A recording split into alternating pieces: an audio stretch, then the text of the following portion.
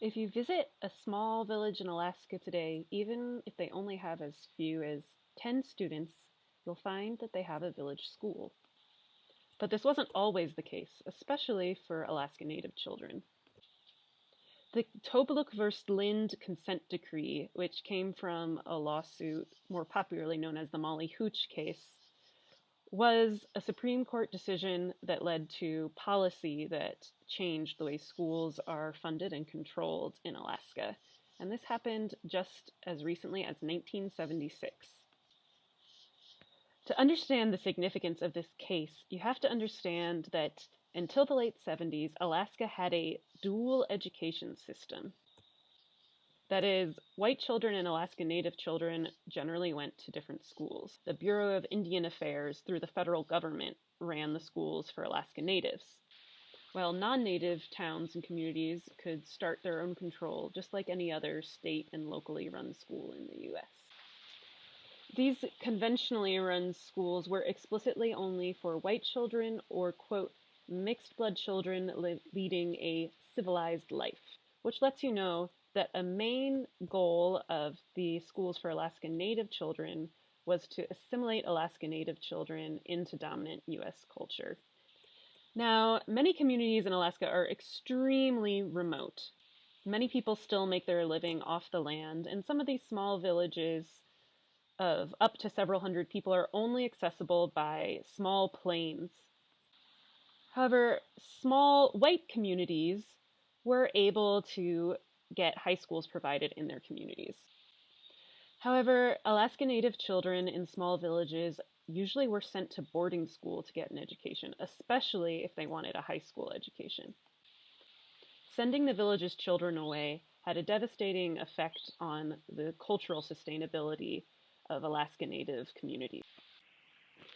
Students visiting home from school discovered that they had not learned the life ways that were considered fundamental to their communities and sometimes had difficult relationships with their family.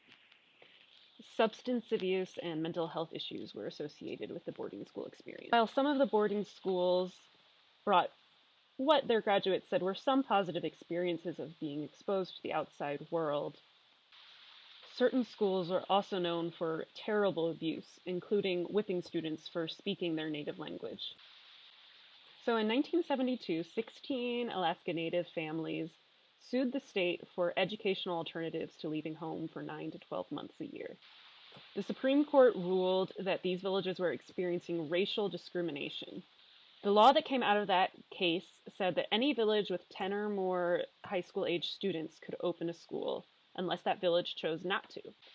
Within 10 years, Alaska Opener expended over 100 high schools, all of which had the legal right to be advised by the village community in the first few years of operation. The result is that my generation and the students I teach today were the first generations to get to have a complete K-12 education in their home without being separated from their families.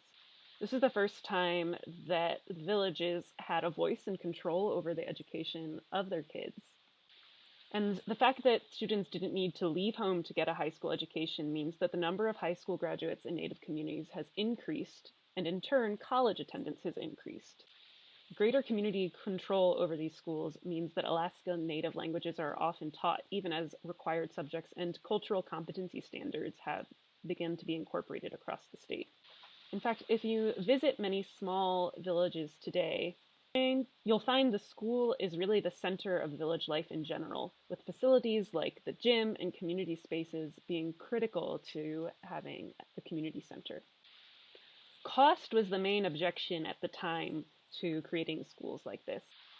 And as the amount of oil money in Alaska state government declines, we'll have to see how these are funded in the future. Another argument against this decision from advisors from the lower 48 was that schools must be at least 500 people, supposedly, to be educationally successful. By choosing to have small schools, what success looks like is going to be different here than best practices in schools in the lower 48. And it's true that the small size of the schools dramatically limits the range of programs that students can be exposed to. As a result, there are still some boarding schools, although they look very different than they used to use today, and there's constantly debate about whether and how boarding schools should have a role in Alaska's future as well.